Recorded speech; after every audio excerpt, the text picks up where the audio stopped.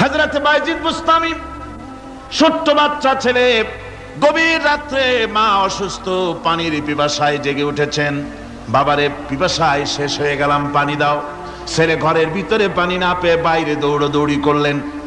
অনেক দূর থেকে পানি নিয়ে এসে দেখেন মা ঘুমায় গেছেন। পানি নিয়ে দাঁড়ানো পৌষ মাস, মাঘ মাসের শীতের রাত, ফজরের সময় মায়ের ঘুম ভেঙে গেল। তাকিয়ে দেখেন বাইজিদ দাঁড়ানো, হাতে পানি থরথর করে কাঁপছে। জিজ্ঞাসা করে, বাইজিদ তুমি দাঁড়ানো কেন? ছোট্ট বাচ্চা বলে, মা পানি চেয়েছিলে তুমি গভীর রাত্রে, পানি ঘরে ছিল না, অনেক দূর থেকে আনতে হয়েছে। মা বলছে, ঘুমাও নাই কেন গ্লাস থুইয়া? বাচ্চা বলে, ঘুমাই নাই। তুমি যদি আবার পানি চাও, সময় মতো যদি দিতে না পারি, মা তোমার কষ্ট হবে। এই জন্য ফজর পর্যন্ত আমি দাঁড়ায় আছি, কখন তুমি পানি চাও। মা হাতের থেকে পানি নিয়ে পান করলেন। বাইজিদকে বিছানার উপরে আরাম করে কম্বল দিয়ে ঘুম পড়াইয়া দিলেন। হযরত বাইজিদের মা উযু করে ফজরের নামাজ পড়ে সিজদায় চলে গেলেন। চিৎকার মেরে কেঁদে বলেন, আমার রব, আমার আল্লাহ, আমি আমার বাইজিদের মা, আমি মা হয়ে বাইজিদের জন্য দোয়া করি। বাইজিদ আমার জন্য আজকে যা করেছে, আমি মা, আমার কলিজা ঠান্ডা হয়ে গেছে। আয় আল্লাহ, আমি বাইজিদের জন্য দোয়া করি, তুমি তাকে সুলতানুল আরিফিন বানাইয়া দিও। মঞ্জুর হয়ে গেল আল্লাহ পাকের কাছে দোয়া। আমার ভাইরা, আল্লাহ পাক বলছেন, খবরদার, আমার ইবাদতের পরে মা বাপ, আল্লাহর ইবাদতের পরে কারা? মা বাপ। মা বাপকে সম্মান করো, শ্রদ্ধা করো, মোহাব্বত করো, কিসমত খুলে যাবে, কিসমত খুলে যাবে। মা বাপকে সম্মান করো। হযরত আবু হুরায়রা রাদিয়াল্লাহু তাআলা আনহু রাসূলের সামনে এসে কাঁদতেছেন। হুজুর বলছেন, আবু হুরায়রা কাঁদো কেন? কাঁদো কেন? রাতের বেলা কাঁদো কেন? হযরত আবু হুরায়রা বলছেন, হুজুর আমাকে মা মেরেছেন। হুজুর বলছেন, মা মারলো কেন? কোন অপরাধ করেছো? কোন গোস্তাখি করেছো? আবু হুরায়রা বলছেন, না হুজুর, কোন গোস্তাখি করি নাই, তবে মারলো কেন? হযরত আবু হুরায়রা বলছেন, হুজুর আমি আপনার দরবার থেকে ফিরতে রাত হয়ে গিয়েছিল। মা জিজ্ঞেস করলেন, আবু হুরায়রা এত রাত্রে কোথায় ছিলে? বললাম, আমি ছিলাম যে কদম চুমতে পারলে দুনিয়া ধন্য হয়, সেই দরবারে নববীর কদম মোবারক থেকে আসতে আমার দেরি হয়েছে। আমার মা মুশরিকা, আপনার নাম শুনে তার গায়ে আগুন জ্বলে উঠলো, আমাকে ধরে মারা আরম্ভ করলো। বলল, হয় আমার বাড়ি ছাড়বি, আর না হয় মুহাম্মদ সাল্লাল্লাহু আলাইহি ওয়াসাল্লামের দরবার ছাড়বি। আমি বললাম, আমার মা, তুমি বুড়ি মানুষ, তোমার গায়ে যত শক্তি আছে সমস্ত শক্তি দিয়ে আমারে পিটাও, আমারে মারো। মারতে মারতে আমাকে বাড়ি থেকে তুমি বের করে দাও। তোমার বাড়ি শুদ্ধ, তাম দুনিয়া ছেড়ে দিতে পারি, আল্লাহর নবীর কদম মোবারক ছেড়ে দিতে পারি না। হুজুর, আমার মা আমাকে গলা ধাক্কা দিয়ে বের করে দিয়েছেন। হুজুর বলছেন, আবু হুরায়রা, তোমার মা তোমাকে মেরেছে, তুমি আমার কাছে নালিশ করছো? আমার তো এখানে ইন্টারফেয়ার করার কিছুই নেই। সুবহানাল্লাহ, সুবহানাল্লাহ। মা তোমাকে মেরেছে, এখানে আমার করার কিচ্ছু নাই। বিশ্বনবী বলছেন, এত বড় পাওয়ারফুল নবী, লেজিসলেটিভ পাওয়ার, সারে আল্লাহ তাকে বানিয়েছেন শরীয়ত প্রণেতা। কোরআন শরীফ, কোরআন শরীফে শুধু হালাল ও হারামের, হালাল এবং হারামের, বৈধ এবং অবৈধের সীমারেখা শুধু কোরআনই ঠিক করেনি, রাসূলের জন্য আল্লাহ ছেড়ে দিয়েছেন। আল্লাহ রাসূলও হারাম, হালাল এবং হারামের বৈধতা অবৈধতার সীমারেখা নির্ধারণ করেছেন। এত বড় ক্ষমতা তার, এত বড় পাওয়ারফুল বিশ্বনবী, তিনি বলছেন, মা মেরেছে, আমার করার কিছু নাই। চিন্তা করেন কত বড় কথা, এ কথার লোড কত। হযরত আবু হুরায়রা বলেন, ইয়া রাসূলুল্লাহ, মা মাকে মেরেছেন, আমি আল্লাহর নবীর কাছে মায়ের বিরুদ্ধে নালিশ করতে আসি নাই।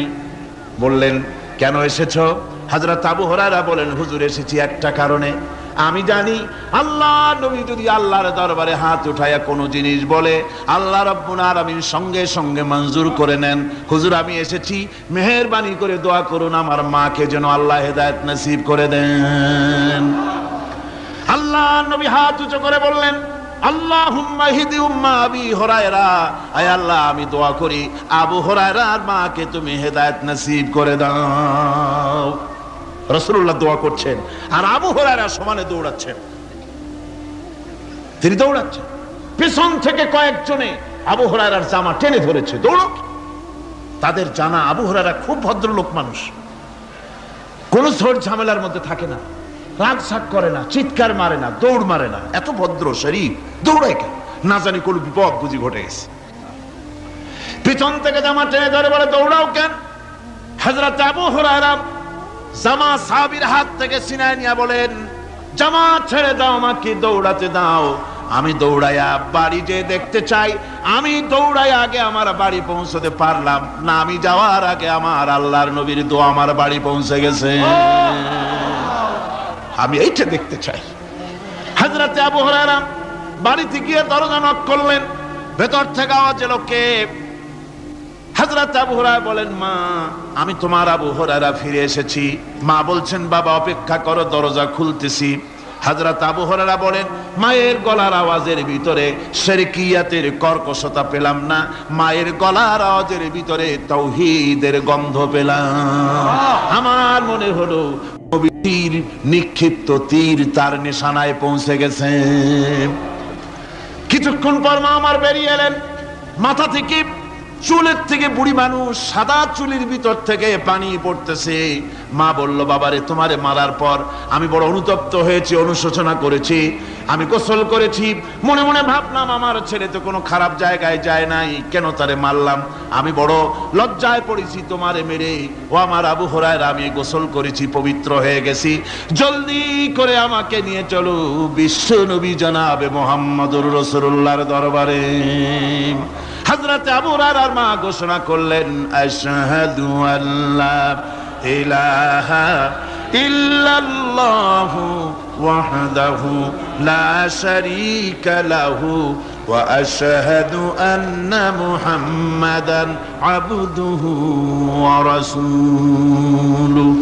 আমার ভাইরা, মা বাপ সবচেয়ে সম্মানের জিনিস। আল্লাহর ইবাদতের পরই মা বাপের খেদমত করতে হবে। আল্লাহ পাক বলছেন, বান্দারে দেখ, মায়ের পেট থেকে আনলাম, মায়ের বুকের মধ্যে মহব্বত পয়দা করলাম, এত মহব্বত দিলাম তোর উপরে, যে কোনো বিদেশে যান, যেখানে যান, বাড়িতে ফিরলে পরে সকলে ছেলে মেয়ে ভাই বোন সবাই দেখবে সুটকেসে আমার জন্য আনছে কি, সবাই চিন্তা করবে আমার জন্য কি এনেছে। একমাত্র মা সন্তানের মুখের দিকে তাকাবে কখন খাইছে সে। সুবহানাল্লাহ, সুবহানাল্লাহ, আমার বাসার মুখখানা শুকনা, তুই বুঝি আজকে কিছু খাইস নাই? আল্লাহ রাব্বুল আলামিন বলেন, নবী আপনি বলুন, আমার রবের কথাগুলি যদি লেখার জন্য সমস্ত সমুদ্রের পানিগুলি যদি একত্রিত করে কালি বানাইয়া লেখা শুরু হয়ে যায়, সমুদ্রের সমস্ত পানিগুলি সব শেষ হয়ে যাবে, আমার আল্লাহ পাকের, আমার রবের কালেমার ব্যাখ্যা লেখা শেষ হবে না। তাসিম কিতাব আমরা পেয়েছি, আলহামদুলিল্লাহ কোন খুশি হয়ে বলেন আলহামদুলিল্লাহ। এমন এক আজিম কিতাব, বিরাট কিতাব, সম্মানিত কিতাব আমরা পেয়েছি। আশা করি গত 4 দিনের কথাগুলি আমাদের হৃদয়ের কন্দরে অঙ্কিত হয়ে থাকবে, স্মৃতিপটে ভাস্বর হয়ে থাকবে, যার দ্বারা আগামী দিনগুলি আমরা আমাদের জীবনকে সুন্দর করতে পারবো, মার্জিত করতে পারবো, কোরআনে কারীমের আলোকে জীবন গড়তে পারবো। আল্লাহর কাছে তৌফিক চাই, সবাই বলুন আমিন। আজকে আপনাদের সামনে আলোচনা করতে চাই, খালাকাল ইনসান আল্লামাহুল বায়ান।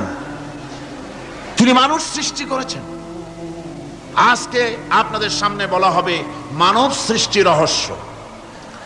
আল্লাহ পাক যেহেতু সৃষ্টিকর্তা, তিনি সৃষ্টি করেছেন। আমাদেরকে কে সৃষ্টি করেছেন বলুন? সকলে বলুন, আমাদের স্রষ্টা কে? তিনি আমাদেরকে সৃষ্টি করেছেন। যেহেতু তিনি আমাদের সৃষ্টি করেছেন, সেহেতু আমাদের সঠিক রাস্তা, সঠিক পথ বলে দেওয়ার দায়িত্ব কার? সেই আল্লাহ পাকের। যেহেতু সৃষ্টি করেছেন তিনি, রাস্তা বলে দেওয়ার দায়িত্ব সেই আল্লাহ পাকের। কোরআন মাজিদে এই কথাটি অনেক জায়গায় আল্লাহ পাক বলেছেন। যেমন সূরা আল-লাইলের ভিতরে বলা হয়েছে ইন্না আলাইনা লাল হুদা, আমার উপরে এটা দায়িত্ব, পথ কর্মপদ্ধতি পরিদর্শন করা, প্রদর্শন করা, রাস্তা দেখানো, এটার দায়িত্ব হচ্ছে আমি আল্লাহ পাকের। রাস্তা দেখাবেন কে? আল্লাহ পাক। অনেকে বলে যে আল্লাহ পাক কি রাস্তা দেখাবেন? কি হয়েছে ভাই? ভিডিও শুনলে একটু বসুন, একটু বসুন, আমি বলি শোনেন আপনারা। বিষয়টা হচ্ছে আমি বুঝতে পেরেছি আপনাদের অসুবিধা এতটুকুন যে আপনারা আমাকে দেখতে পাচ্ছেন না, তবুও আমি মাঝে মধ্যে ওই ভিডিওর এপাশ ওপাশ করব যাতে করে দেখতে পান।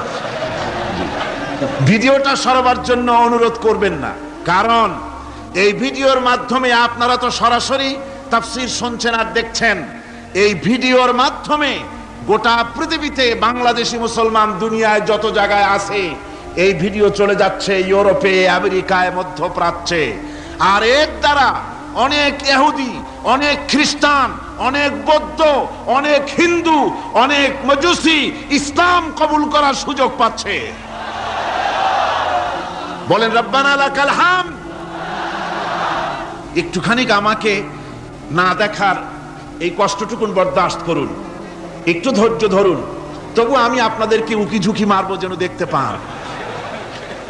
আপনাদের এই ধৈর্যের কারণে আল্লাহ সুবহানাহু ওয়া তাআলা আপনাদেরকে মেহেরবানি করবেন, আপনাদেরকে রহমত করবেন। আমরা সবাই বলি আমিন।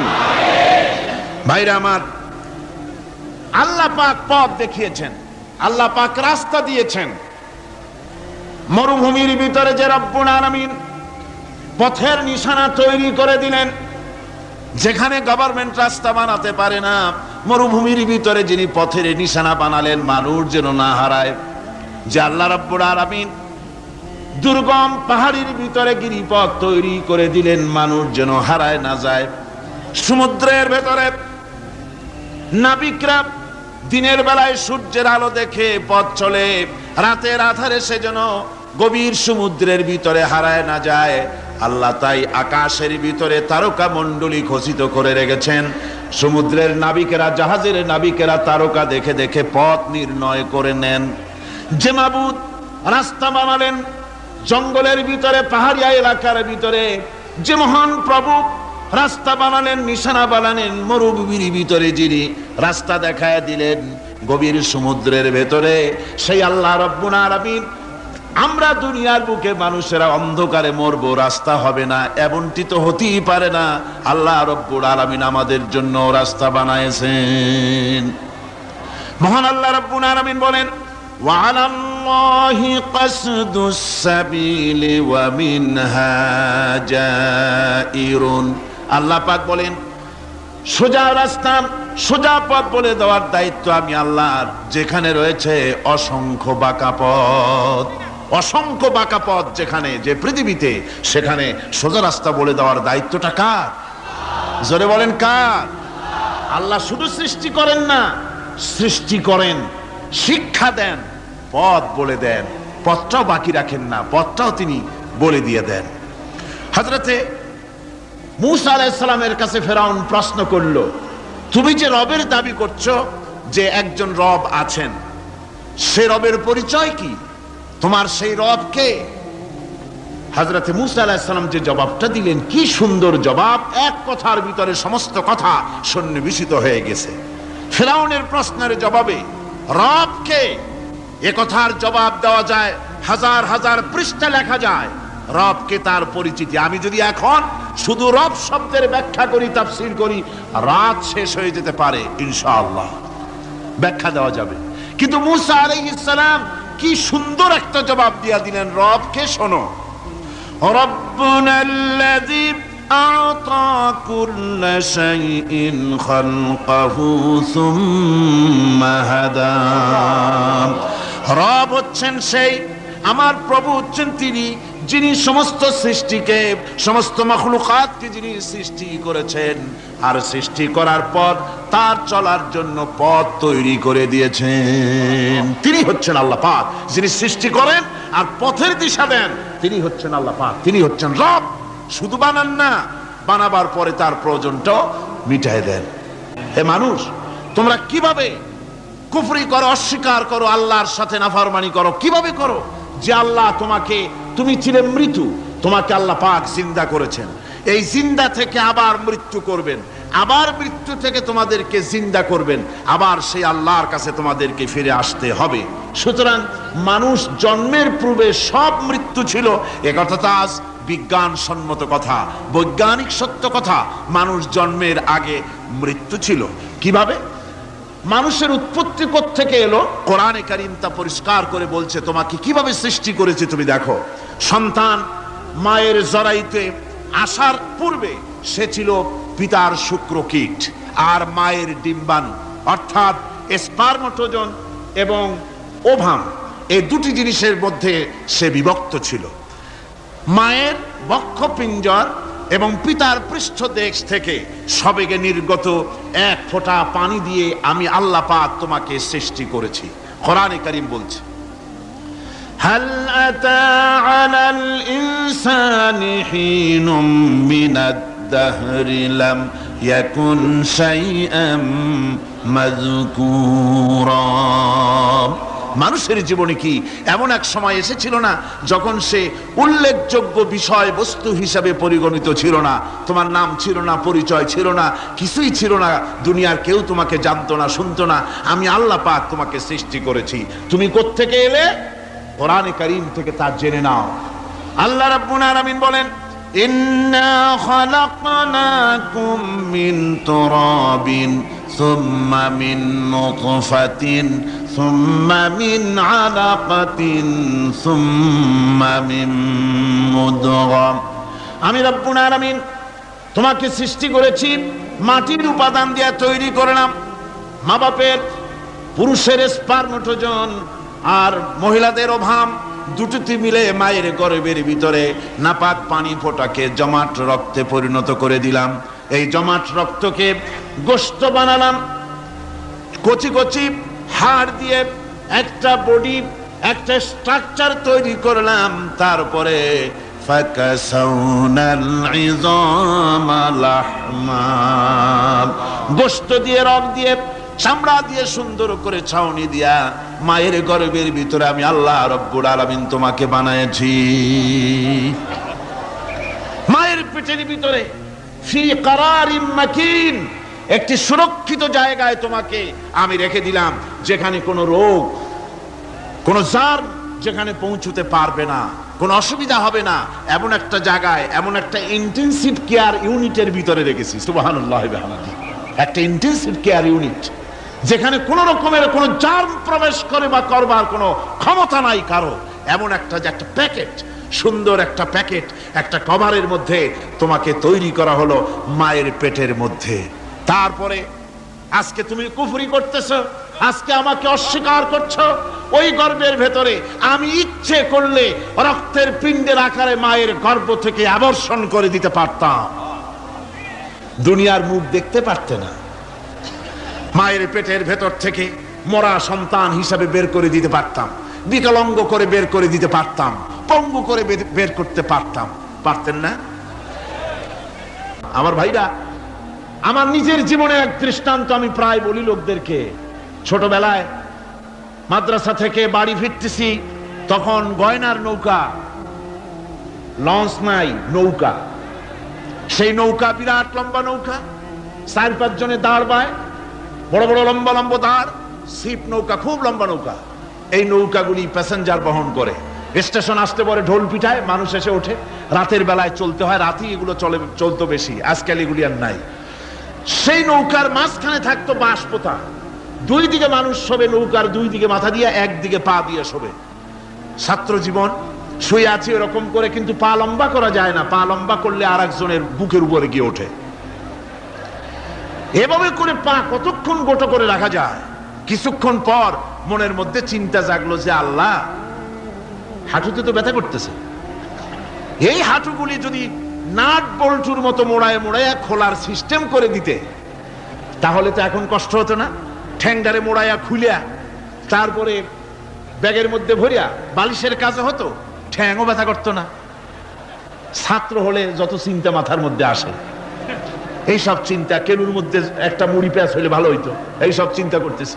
চিন্তা করে করে এক ফাঁকে ঘুম এসে গেল। সকালবেলায় নৌকা যখন ফিরেছে স্টেশনে, ঘুম ভেঙে গেল যাত্রীদের চিৎকারে। একজন বলছে আমার মানি ব্যাগ চুরি হয়েছে, আর একজন বললো আমার হ্যান্ড ব্যাগ গেছে, আর একজন বলছে আমার ব্রিফ কেস গেছে, চোরে নিয়ে গেছে। ওরা তো যার যার হারানো জিনিস নিয়ে ব্যস্ত। আমি তখন তওবা করতেছি যে আল্লাহ, আমার বুদ্ধিমতো যে বুদ্ধি রাত্রে করলাম, এই বুদ্ধিমতো যদি মানুষের হাতে এবং কেনুতে থাকতো নাট বল্টুর মতো করে মুড়ি পেঁয়াজ দেওয়া, আর ওইগুলি যদি থাকতো ব্রিফকেসের মধ্যে, হ্যান্ডব্যাগের মধ্যে, তাহলে তো সকালবেলায় শুনতাম কেউ বলতো যে আল্লাহ আমার তো ঠ্যাং চুরি হয়ে গেছে, কেউ বলতো আমার তো হাত চুরি হয়ে গেছে। আল্লাহ আল্লাহ আল্লাহ আল্লাহ, আল্লাহু আকবার। আল্লাহ সুবহানাহু ওয়া তাআলা কি সুন্দর করে তৈরি করেছেন। এত হাল তারা মিন ফুতুর, আমার সৃষ্টি নৈপুণ্যতার ভেতরে কোনো ভুল দেখতে পাও?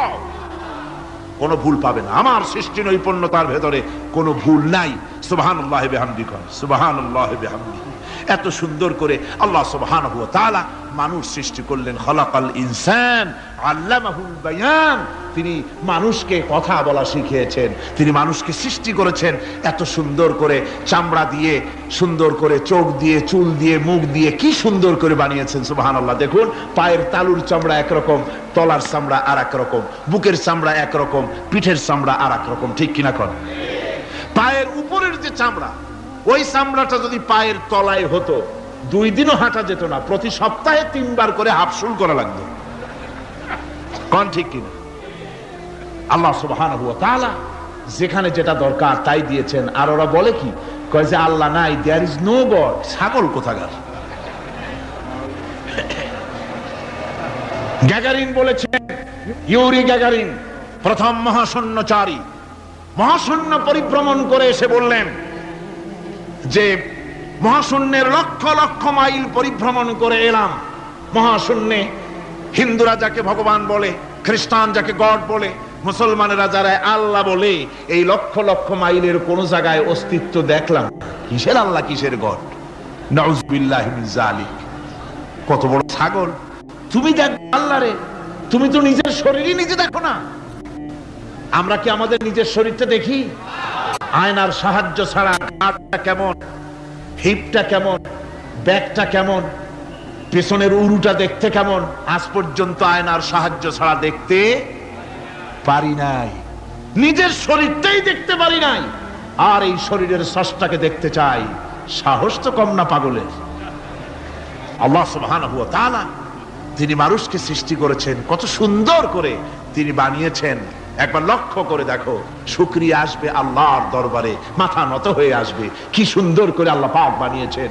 মানুষের শরীরে কিডনি লাগবে 2টি, কিডনি লাগবে 1টা।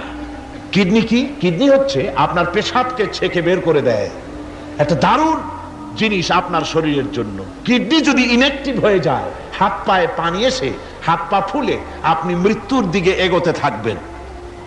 এই কিডনি, এই ছাকনি মাত্র 1টা হলে চলে, কিন্তু আল্লাহ পাক ছাকনি, এই কিডনি দিয়েছেন 2টো। কটা দিলেন? 2টো। একটা যদি কখনো ডিসঅর্ডার হয়ে যায়, আর একটা দিয়ে যেন আমার বান্দা কাজ চালায় নিতে পারে। সুবহানাল্লাহ বিহামদিহি, সুবহানাল্লাহ। চোখ তো একটা হলেও হয়, কিন্তু আল্লাহ চোখ দিলেন 2টো। কটা দিয়েছেন? 2টো চোখ দিয়েছেন, 2টো কান দিয়েছেন। আমি অবাক হয়ে গিয়েছি যখন আমার ছেলের চিকিৎসা চলতেছিল সিঙ্গাপুর মাউন্ট এলিজাবেথ হসপিটালে। 7টা অপারেশন হয়েছে। আমার ছেলে কারিবুল মত, একেবারে মৃত্যুর দুয়ারে চলে গিয়েছিল। 7টি অপারেশন, 40 ব্যাগ রক্ত লেগেছে। 2.5 ফিট তার ইন্টেস্টাইন কেটে ফেলেছে, 2.5 ফিট খাদ্যনালী কেটে ফেলে দিয়েছে। আমি ডাক্তারকে জিজ্ঞেস করলাম, সার্জনকে, 2.5 ফিট তার খাদ্যনালী তুমি কেটে ফেললে, তা আমার এই ছেলে খেয়ে হজম করবে কি করে? তার খাওয়াটাও প্রবলেম হবে না? ডাক্তার আমাকে যা বলল, শোনা মাত্র আমার চোখে পানি এসে গেল। ডাক্তার বলল, তুমি জানো না, আমি তো মাত্র 2.5 ফিট কেটেছি। তোমার স্রষ্টা, এই পৃথিবীর স্রষ্টা মানুষ যিনি সৃষ্টি করেছেন, প্রত্যেক মানুষের পেটের ভিতরে এই খাদ্যনালীকে রব্বুল আলামিন 22 ফিট লম্বা করেছেন। 22 ফিট লম্বা আছে এটা। আমি তো মাত্র 2.5 ফিট কেটেছি। কোন প্রয়োজনে যদি কাটতে কাটতে আরো কাটা হয়, 10 ফিটও কাটা হয়, কষ্ট হবে না। সুবহানাল্লাহ বিহামদিহি। তার শ্বাস নেওয়ার জন্য, প্রশ্বাস নেওয়ার জন্য কি ব্যবস্থা আল্লাহ পাক করেছেন। হার্ট, মানুষের হার্ট বিট হচ্ছে, এটাকে হার্ট বিট যেটা হয়, সংকোচন সম্প্রসারণ। এই যে মানুষ, ডাক্তাররা বলে রোগী হার্ট অ্যাটাক করেছে, হার্ট অ্যাটাক করেছে। হার্ট অ্যাটাক করলো, অ্যাটাকটা কি? অ্যাটাকটা হচ্ছে সংকোচন সম্প্রসারণ, সংকোচন সম্প্রসারণ, এরকম হচ্ছে। ফট করে এটা অ্যাটাক করলো, আর যদি ছেড়ে না দেয় এটাই অ্যাটাক করা, এটাই তার জীবনটা শেষ হয়ে যাওয়া। ডাক্তাররা বলেছেন যে মানুষের শরীরের সবকিছু চিন্তা করে, গবেষণা করে বহুত কিছু বুঝেছি, কিন্তু হার্টটা এরকম পাঞ্চিং কেন করে, এই জিনিস আজও পর্যন্ত আমাদের মাথায় ঢোকে নাই। সুবহানাল্লাহ।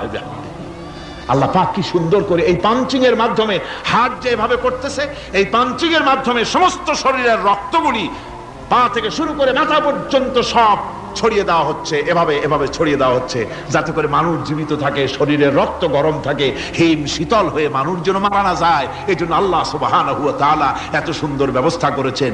এক সময় আঘাত পেয়ে অনেকগুলি রক্ত যদি পড়ে যায়, মানুষ রক্ত শূন্যতায় মরবে না, আবার খানিকটা রক্ত রিজার্ভ থাকে, আল্লাহ পাক রিজার্ভ করে রাখেন। স্পঞ্জের ভিতরে পানি থাকলে উপর থেকে টের পাওয়া যায়, ওরকম খানিকটা রক্ত আল্লাহ শরীরের ভিতরে রিজার্ভ করে গেছেন। এই জন্য বড় বড় ডাক্তাররা, বড় বড় ডাক্তার, বড় বড় বিজ্ঞানী কখনোই নাস্তিক হয় না। এই সব দৃশ্য দেখে তারা মনে করে নিশ্চয়ই একজন কেউ আছেন যিনি এগুলি তৈরি করেছেন, এগুলি এমনে এমনে হয় নাই। সমস্ত সৃষ্টি জগতের কাজ হলো 3টা। সৃষ্টি জগতের কাজ কয়টা? 3টি কাজ। একটা কাজ হচ্ছে সৃষ্টি জগৎ মহান আল্লাহর উদ্দেশ্যে সিজদা করবে, তার হামদ করবে, তার তাসবিহ করবে। 3টা কাজ, সিজদা করবে, হামদ করবে, তাসবিহ করবে। এই 3টা কাজ হচ্ছে সৃষ্টি জগতের। গোটা পৃথিবীর সবকিছু আল্লাহ পাককে সিজদা করছে। কোরআনে কারীমে রব্বুল আলামিন বলেন, ওয়ালিল্লাহি ইয়াসজুদু মান ফিস সামাওয়াতি ওয়াল আরদি তাওআন ওয়া কারহা ওয়া যিলালুহুম বিল গুদুবি ওয়াল আসাল। আল্লাহ পাক বলেন, আকাশে যা কিছু আছে, জমিনে যা কিছু আছে, সব কিছু আমার সেজদা করে। এমনকি গাছগুলি, গাছও আমার সেজদা করে। গাছগুলি সকাল বেলায়, গাছের ছায়া সকাল বেলায় আর বিকাল বেলায় নিজের ছায়া লম্বা করে দিয়ে আমার সামনে সেজদায় পতিত হয়ে যায়। গাছগুলি আমাকে সেজদা করে, তারকা সমূহ, চন্দ্র সূর্য সব আমাকে সেজদা করে। ওয়ালিল্লাহি ইয়াসজুদু মা ফিস সামাওয়াতি ওয়া মা ফিল আরদ মিন দাব্বাতিন ওয়াল মালাইকাতু ওয়া হুম লা ইস্তাকবিরুন। আকাশ এবং জমিনে যা কিছু আছে আমার সিজদা করে। আমার সিজদা থেকে কেউ অহংকার করে না, অহমিকতা করে না, আমার সিজদা থেকে কেউ ফিরে যায় না, সবাই আমাকে সিজদা করে। সুতরাং ও মানুষ, আমার দরবারে সিজদায় মাথা নত করে দাও। সবগুলি আমার সামনে সিজদা করতেছে। আলাম তারা আন্নাল্লাহা ইয়াসজুদু লাহু মান ফিস সামাওয়াতি ওয়া মান ফিল আরদ والشمس والقمر والنجوم والجبال والشجر والدواب وكثير من الناس।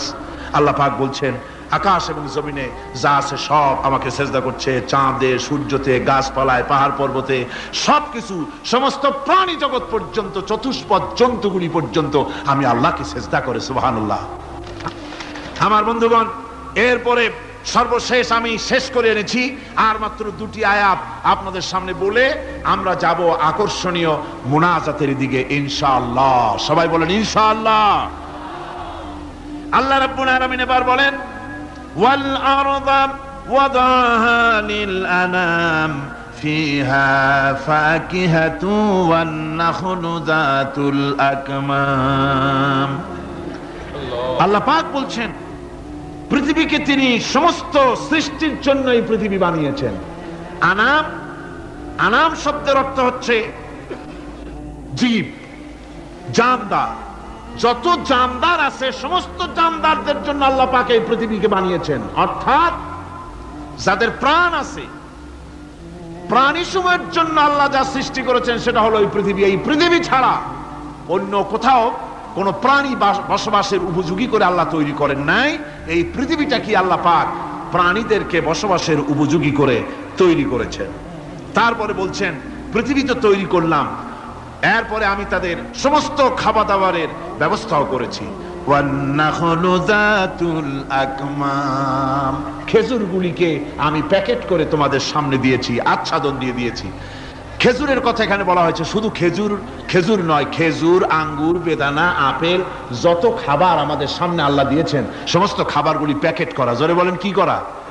প্যাকেট করা। কি মহব্বত করে আল্লাহ দিয়েছেন।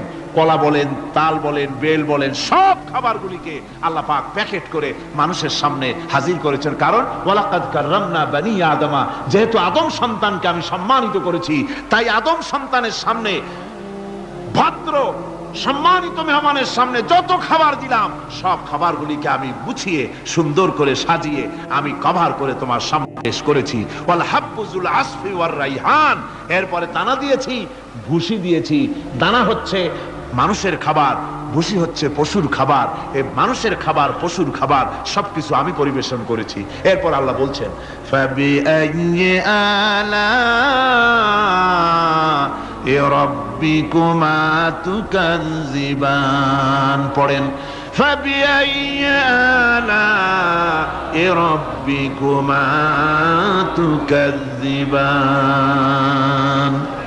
আল্লাহ পাক বলছেন কোন নিয়ামতকে, তোমার প্রভুর কোন নিয়ামতকে অস্বীকার করতে পারো? আল্লাহর কোন নিয়ামতকে অস্বীকার করতে পারবে না। এভাবে হাজারো নিয়ামত দিয়ে আমি তোমাদেরকে সমৃদ্ধ করেছি। সূরা আর রহমান একেবারে শেষ পর্যন্ত আল্লাহর এই সমস্ত নিয়ামত দিয়ে ভরা, নিয়ামতের কথা দিয়ে, রহমতের কথা দিয়ে ভরা। জোরে কোন সুবহানাল্লাহ বিহামদিহি।